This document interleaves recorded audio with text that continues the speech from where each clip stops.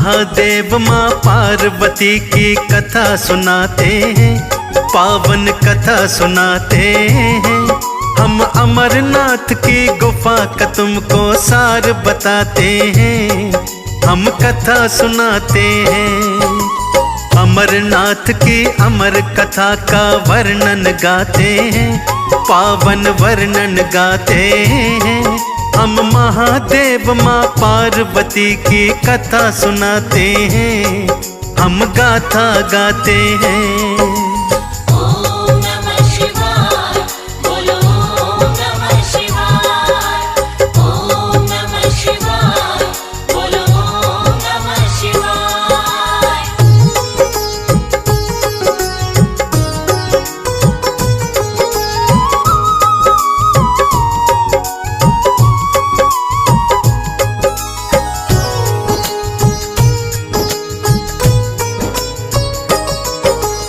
अमरनाथ की अमर कहानी आज सुनाते हैं, बर्फानी बाबा के दर्शन आज कराते हैं। अमरनाथ के अमर कबूतरों से मिलवाएंगे, कैसे अमर हुए वो कबूतर आज बताएंगे। ध्यान लगा के कथा को सुनना आएगा आनंद, योनि योनि से आवागमन के कट जाएंगे पंद। किस कारण शिव पार्वती को गुफा मिलाते हैं, किस कारण डम डम डमरू की ध्वनि फैलाते हैं। किस कारण से शिव शंकर जी क्रोध में आते हैं, भक्तों क्रोध में आते हैं। हम अमरनाथ की अमर कथा का वर्णन गाते हैं, हम कथा सुनाते हैं। ओम नमः शिवाय, बोलो ओम नमः शिवाय। ओम नमः शिवाय, बोलो ओम नमः शिवाय।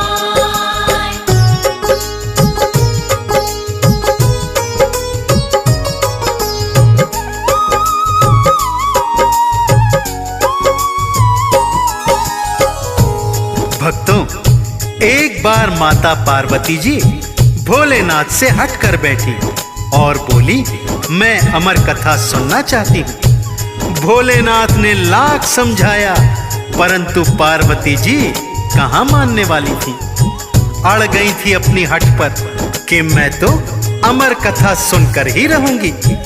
नारी के हट के आगे भगवान भोलेनाथ को भी अपनी हार माननी पड़ी।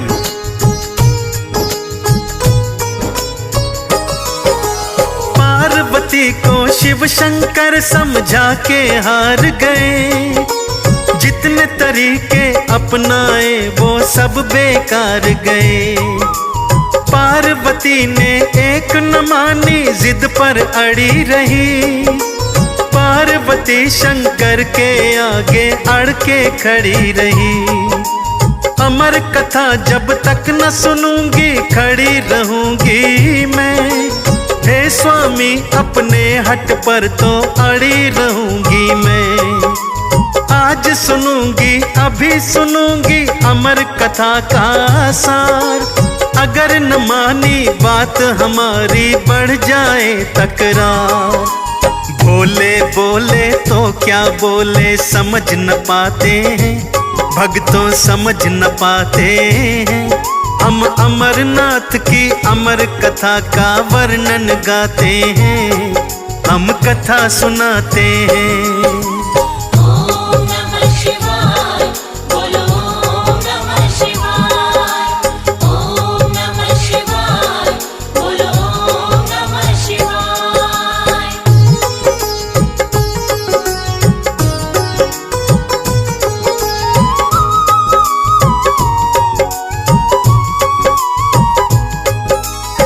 भोलेनाथ को लगा कि अब पार्वती को समझाना बेकार है। नारी हट के आगे भगवान भोलेनाथ भी हार मान लेते हैं भक्तों, और कहते हैं, पार्वती अमर कथा सुनाने के लिए यह स्थान उचित नहीं है। पार्वती कहाँ सुनने वाली थी, उनको झटक कर बोली, हमें कुछ नहीं पता उचित अनुचित, हमको तो बस अमर कथा सुननी है, चाहे यहाँ सुनाओ चाहे वहां।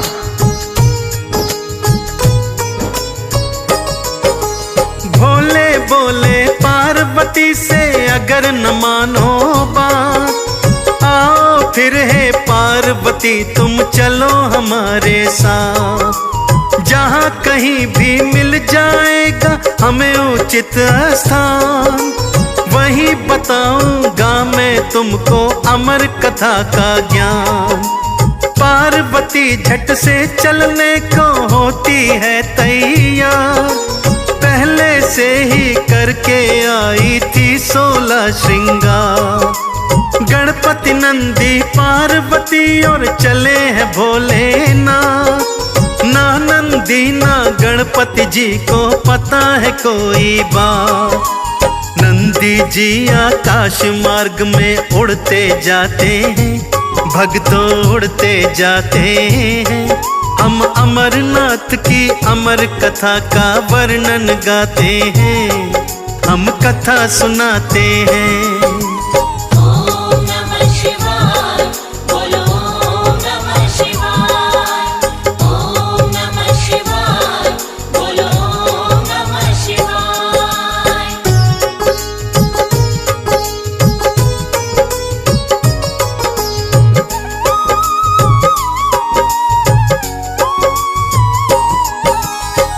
गणपति जी, भोलेनाथ और माँ पार्वती तीनों नंदीश्वर जी की पीठ पर सवार होकर चल पड़ते हैं। परंतु भगवान भोलेनाथ जी नहीं चाहते थे कि अमर कथा पार्वती के सिवा कोई और भी सुने, इसलिए उन्होंने एक एक कर सबको मार्ग में छोड़ दिया। पहले नंदी जी को छोड़ा, फिर गणेश जी को छोड़ा और फिर गले में से नागराज को भी निकाल दिया। अंत में चंद्रमा को भी छोड़ देते हैं। पार्वती जी की समझ में कुछ भी नहीं आ रहा है कि भोलेनाथ भला ऐसा क्यों कर रहे हैं।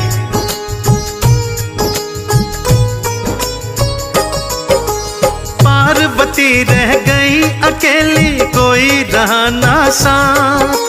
पार्वती को लेके चल पड़े आगे भोलेनाथ। ढूंढ रहे हैं भोलेनाथ जी कोई उचित स्थान, जहाँ न कोई सूक्ष्म जीव हो ना कोई इंसान। जलचर नभचर थलचर कोई जहाँ न आता हो, जगह हो वो वीरान ना किसी जीव से नाता हो। पार्वती को लेकर के एक गुफा में जाते हैं, चारों दिशा में भोलेनाथ फिर नेत्र घुमाते हैं। गुफा के अंदर डम डम डम डम डमरू बजाते हैं, भोले डमरू बजाते हैं। हम अमरनाथ की अमर गुफा का वर्णन गाते हैं, हम कथा सुनाते हैं। ओम नमः शिवाय, बोलो ओम नमः शिवाय। ओम नमः शिवाय, बोलो ओम नमः शिवाय।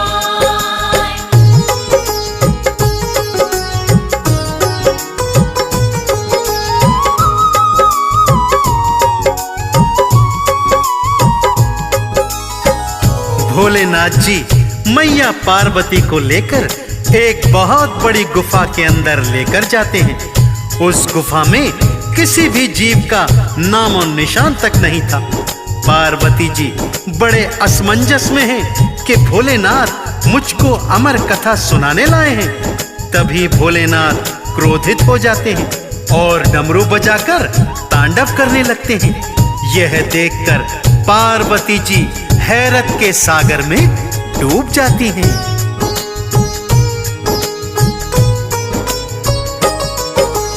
डम डम डम डम डमरू की धुन गूंज रही आकाश।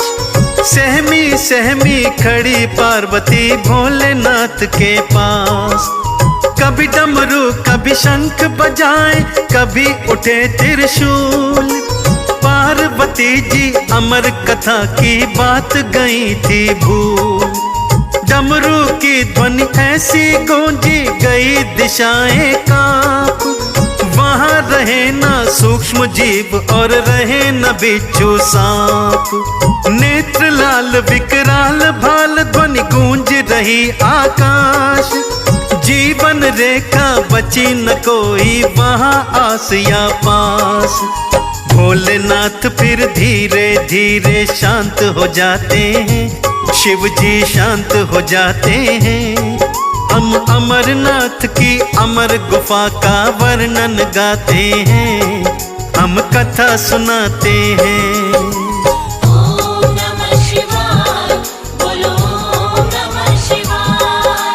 ओम नमः शिवाय, बोलो ओम नमः शिवाय।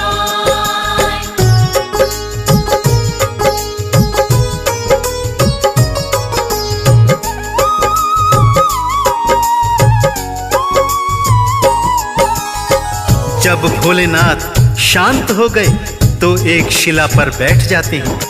पास ही एक दूसरी शिला के ऊपर पार्वती जी को बैठने का इशारा करते हैं। पार्वती जी भी बैठ जाती हैं। तो भोलेनाथ कहते हैं, मैं अमर कथा प्रारंभ करने जा रहा हूँ। आप कथा के हर वाक्य के बाद हुंकारी भरती रहना। और हाँ, याद रहे, ये कथा जब तक समाप्त न हो जाए निद्रा नहीं आनी चाहिए। पार्वती जी कहती हैं कि यदि ये कथा वर्ष भर चलेगी तो मैं वर्ष भर जागती रहूंगी।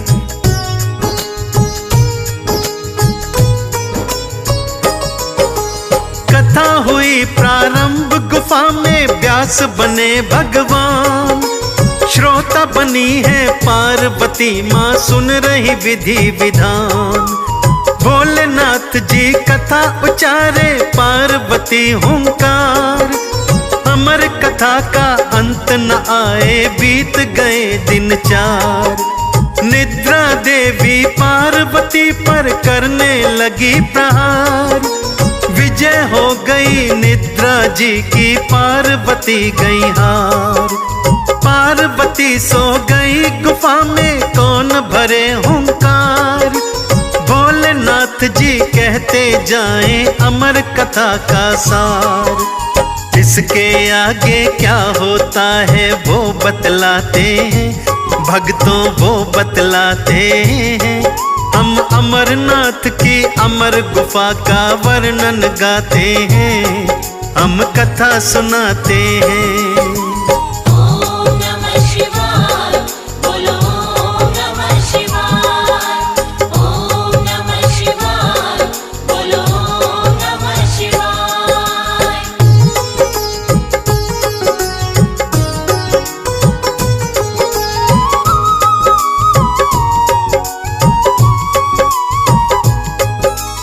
पार्वती जी गहरी निद्रा में सो चुकी थी। भगवान भोलेनाथ नेत्र बंद किए हुए कथा का व्याख्यान कर रहे हैं। उसी गुफा के अंदर कबूतर के 2 अंडे रखे हुए थे, परंतु अमर कथा के प्रभाव से वो अंडे जीवित कबूतर बन जाते हैं। धीरे धीरे ही क्षणों में बड़े भी हो जाते हैं और अपने स्वभाववश दोनों कबूतर हूं हूं हूं करने लगते हैं। भोलेनाथ जी समझते हैं कि पार्वती जी कथा को बड़े ध्यान से श्रवण कर रही हैं, परंतु कथा का श्रवण तो कोई और ही कर रहा था।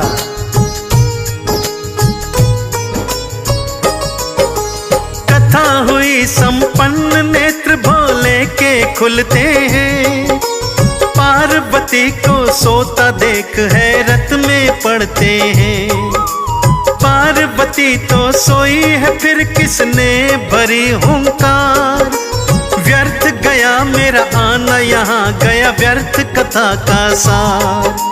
गरज के बोले भोलेनाथ जी, यहाँ है दूजा कौन। नेत्र खोलते जिसने मेरे, धारण कर लिया मौन। तीव्र गर्जना सुन के पार्वती गई तुरंत ही जाग। देखा भोले के नेत्रों से बरस रही थी आग। क्रोध में आकर महादेव त्रिशूल उठाते हैं, हाँ त्रिशूल उठाते हैं, हम अमरनाथ की अमर कथा का वर्णन गाते हैं, हम कथा सुनाते हैं। ओम नमः शिवाय, बोलो ओम नमः शिवाय। ओम नमः शिवाय, बोलो ओम नमः शिवाय।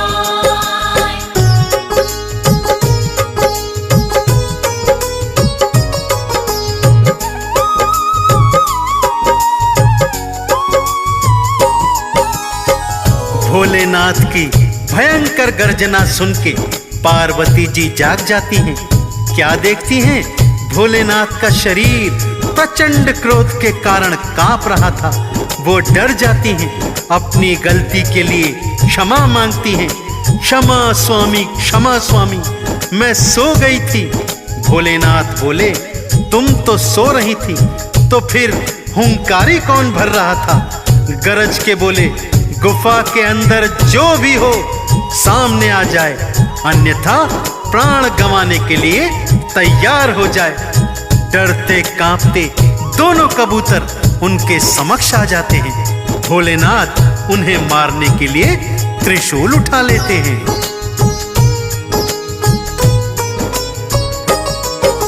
मृत्यु देख के दोनों कबूतर थर थर थर रहे कांप।